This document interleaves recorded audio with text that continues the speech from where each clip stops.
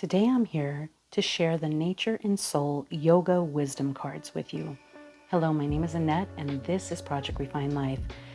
This deck came to my attention by watching Meg over at Rose Honey Ritual, and I was familiar with the deck. I had seen the deck before, but I never purchased the deck. But for some reason, watching her video, the images just really struck me, and so I went onto Amazon and I found it for below $9. Now, it's not listed at that price now, but I got it at a really great deal. Now, in my May haul video for 2023, I said that this deck was by the same creator as the White Sage Tarot and the Land Sky Oracle, which is Teresa Hutch. That is not the case. I don't know what made me think that. They do pair well together, and I will share these with you alongside this deck, but that is not the case at all. So Allison D. Nicola created the Mudras for Awakening the Five Elements, which is one of my go-to decks. She also created the Infinite Wisdom of the Chakras, which again is one of my absolute go-to decks. There's also a Mudras deck for awakening the energy body. And she also created the Divine Feather Messenger deck along with the Auspicious Symbols for Luck and Healing Oracle deck. Also, Yoga Dogs and Yoga Cats. Those are two other of her decks. Please forgive my confusion with that. I don't know what I was thinking. So let me go ahead and start sharing this deck with you. So now when I saw it on Meg's channel, like I said, there was just something about the art that just for some reason really just, it's always been a deck that I have been attracted to because it has to do with yoga. But when I saw it on her channel that day, there was just something different. And then when I went on and saw the price, like I said, it's not listed for that anymore, but I ordered it immediately. I didn't even hesitate. So let me go ahead and share the deck itself. So it comes in this nice little box. It has little notch holes here, so it's easy to open and close. It's a very sturdy box, which is fantastic. It has a very simple little 75 page guidebook, which I'll go over in just a few minutes. And it is a 40 card deck. It's published by US Games. And as you can see, they're very soft, very neutral color, watercolor images on the cards and on the back with this beautiful, beautiful image here on the back. The cards themselves, I don't know what the card stock is, but it's not bad to work with. It's fine to work with. It is a square deck, so that may be a deterrent for some people. For me, it hasn't really come in as much of an issue. So it's just a little bit taller than it is wide. So it's like just over 4.75 inches and then 4.25 inches across. So let me go ahead and just start sharing this beautiful deck with you.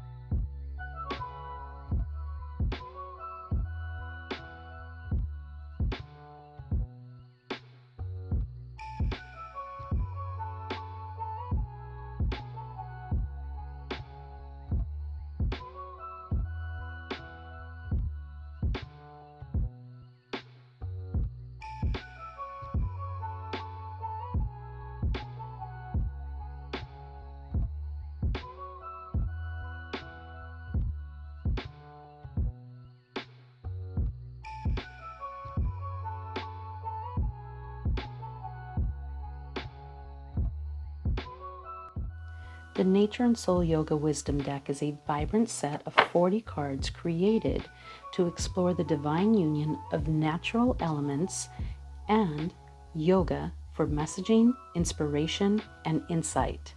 In this deck, familiar yoga postures are visually merged with powerful animal archetypes and earth images to bring a deeper perspective to your yoga and meditation practice. Allison is an award-winning author. She is a yogi. She is a yoga instructor, a meditation teacher, an energy healer, and a coach. She does many retreats.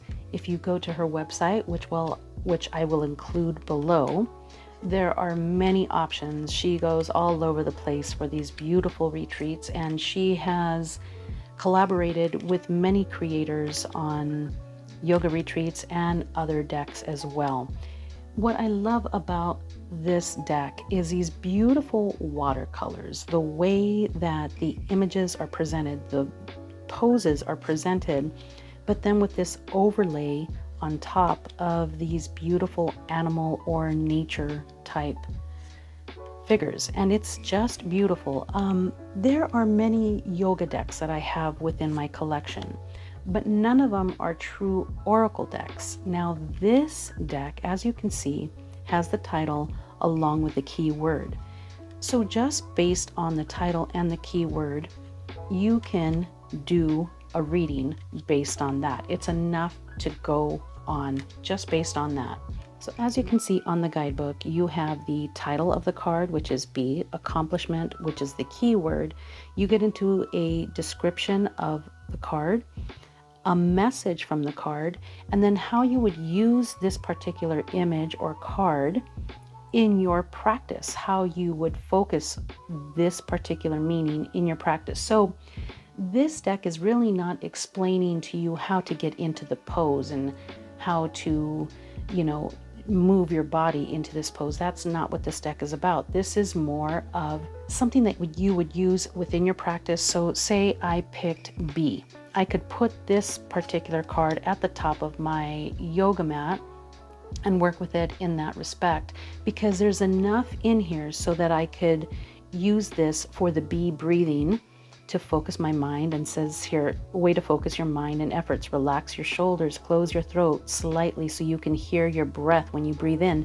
So what I like about it, it's not really taking you through the pose, but more the energetic feeling and being within the pose rather. So I really enjoy it for that. But also I've been using this for readings and I really do enjoy the deck. Now getting a little bit further into the guidebook itself, it is pretty cut and dry. You have an introduction and then you have how to use the deck. It gives you 3 different options as far as spreads are concerned. So you have a single card, you have a 2 card, and then you have this, which is the 12 card mandala spread. And I do like this spread. This was really nice. And here it says connecting to your nature symbols through your yoga practice. Now the guidebook is not numbered, so the cards are not numbered. It has everything listed alphabetically, but the title is listed but not the keywords. So I went ahead and just wrote down the keywords. What I might do is maybe write down the number on which page this card is located, just to make it easier, but it's all alphabetical, so it's really not a big deal to find it. As you can see, the images of the cards are not included here, but just the title and the keyword is enough to locate the card that you're looking for. So I really don't think that having a picture on the guidebook is really necessary. So what I loved about the deck was the muted colors, the softness, the earthiness of the deck. And initially what attracted me to it was the fact that it had these yoga poses along, again, as I said earlier, with the title and the keyword. So that was really attractive to me. Now, some of my favorites are, and I'm going to share them with you right now.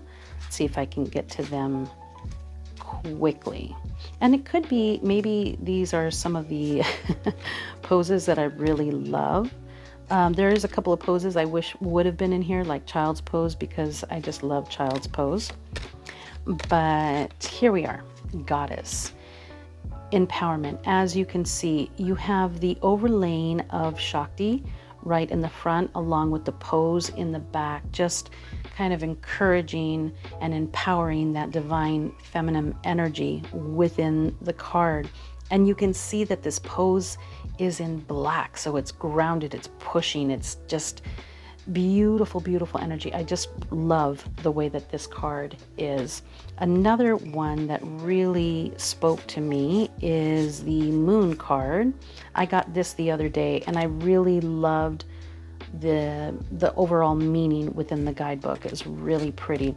Moon is another one that I really love, and as you can see through the pose, she's open, she's pushing the heart up to the moon and just being open in this pose, just receiving. I just love that. Another one that I really, really like is Swan, and Star's really cool too, but Swan, as you can see, again, this openness. I tend to do a lot of heart openers within my classes and within my practice because you have to stay open, right? So opening and closing, receiving through the back and giving through the chest. It is just gorgeous. Since I forgot within my original video to include a reading from the deck, I went ahead and pulled out the goddess card and opened up the guidebook so I could read to you from the guidebook so you could get a feeling for this deck. Goddess, empowerment. The association between the goddess and yoga is a strong one. We first regard Mother Earth as a goddess in herself. The many forms of the divine feminine are represented within the goddess of yoga. This energy is what we call Shakti, or divine creative life force. It is through this Shakti that everything is born and created. Goddess pose is a powerful posture for opening the hips and stretching the inner thighs and groin. It is also a strengthening posture and invites us to reconnect to our own goddess-inspired power. Message: the goddess calls you to revisit your feminine nature. Each of us possesses an aspect of the divine masculine and divine feminine, whether we are male or female or do not identify as either. The goddess energy is soft and strong, fierce and empowering, all at the same time.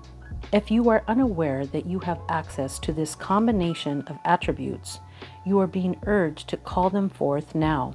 Living in a changing society, we are all being asked to change our point of view and approach things from a different direction. If you typically push your way through with hard control and force, you may now begin to soften this way of opening in the world. Use the fierce aspects of this goddess sparingly and realize that you possess all of the tools you need for each and every situation that arises. Practice. Take an active meditation to meet a goddess of your choosing. See yourself walking into the forest. In the center of the forest is a small grove of trees that creates a circle. In the center of the circle, see a visual of the goddess coming into form. You may see her emerging from the earth or dropping from the sky. Step forward to meet her and allow your eyes to rest on hers. Feel all of her softness, strength, and energy filling you. Feel the grace of the goddess flowing over you. Ask her for any advice or just for her support. Allow the answer and wisdom to flow to you. Offer thanks and bow to the goddess within. Let's get to the fun part, which is pairing. You know I love pairing decks. Okay, so as I stated earlier, I don't know why, but I thought for some crazy reason that the creator of the White Sage Tarot also created this deck. And if you look at them side by side, I mean, can't you see it? Oh my goodness, they're beautiful together. Look at this. This is such an amazing pairing. And I can only imagine what the readings are going to be like together. I say only imagine because I haven't worked with them together yet. But They are on my list of deck pairings because, oh my goodness, look at how gorgeous these are together. And then in addition to that, if I want to take this deck or combination even further, I would include the Land Sky Oracle, which gets more into yogic type traditions, more the 8 limbs kind of situation. So I would gladly pair these 2 or these 3 up together, and I would have just a phenomenal reading when it comes to yoga and when it comes to my practice. I think these would be just absolutely stunning together. A deck that I paired up with this a lot last month was the Jonasa Jaus, and this was the 2 that I worked with the most together, because finding a pairing for the Jonasa Jaus, it has to have a specific type of energy, because the Jonasa Jaus carries something very specific within itself. As you can see, these 2 are absolutely beautiful together. The readings were so good. I really love the overall energy, that flow, that beautiful watery feeling within both of them, this emerging type of energy. They were just absolutely stunning together. I really, really love these together. And I loved them so much, as a matter of fact, that I kind of got stuck just working with these 2. Another deck that I worked and paired up with it just briefly was the Kai Tarot Love. This is another deck that is just like one of my all-time favorite decks. But as you can see, both of them have these beautiful, beautiful soft watercolors. They have this beautiful, loving feeling together. But it's just not where I was at last month. I needed something a little different. The energy needed to be a little bit different for me. But this is going to be a pairing that I know I will be working with for a long time, because look at how beautifully they look together. Look at right here, you have all these beautiful blues that kind of just mix into one another. And then, as you can see here, you have the King of Pentacles, the Butterfly for manifestation, and the Knight of Swords. Look at how gorgeous these are together. They're just, it's almost like these 2 were really meant to go together. They are beautiful. Another deck that's been a little hard to pair up with certain oracle decks is the Luminous Void Tarot. And these 2 are, again, very similar with that beautiful watercolor type of art. I know a lot of people have issues with the Luminous Void. They're just uncomfortable with the deck. I really like it. I really enjoy it. I love the feel of it. This is a smaller version. I know they had a bigger one. I got the smaller one. This one does have that little red border around the edge of it, and this one doesn't, but it's okay. It feels like it just kind of pushes in together and kind of blends together and gives that little space in between these cards. So this is another pairing that I didn't work with very often, but it worked well together. Another deck that is a little difficult for me to pair up with another oracle deck is my beautiful Marguerite Peterson Tarot. I have not worked with these 2 together yet, because again, the Marguerite Peterson, I have to be in a certain frame of mind in order to work with this deck. But you see this right here, the Daughter of Coins. Look at what she's doing. She's doing tree pose right there. Like in the Marguerite Peterson, there's these little images in the back that you can kind of cue into. And again, you have this beautiful flow of colors, this softness within the art itself. And I feel like these 2 would work really well together. The power of the Marguerite Peterson and almost a softening of this yoga deck, which I think is going to be really, really nice together. So I do look forward to having the opportunity to work with these 2 together as well. If you've been here on my channel, you know that I go back and forth with working with the Thoth.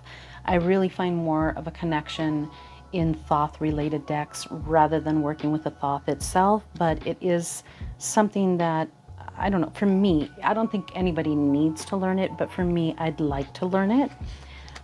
But again, another deck that to me sometimes it's very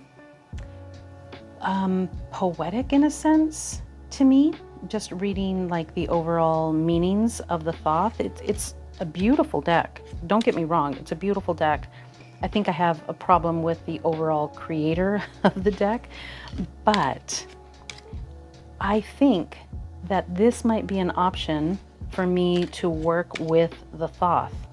So if you love the Thoth and you think that these images kind of flow together, you tell me, because I don't work with it enough to really understand the energies of these two. This is more of just an aesthetic type of thing.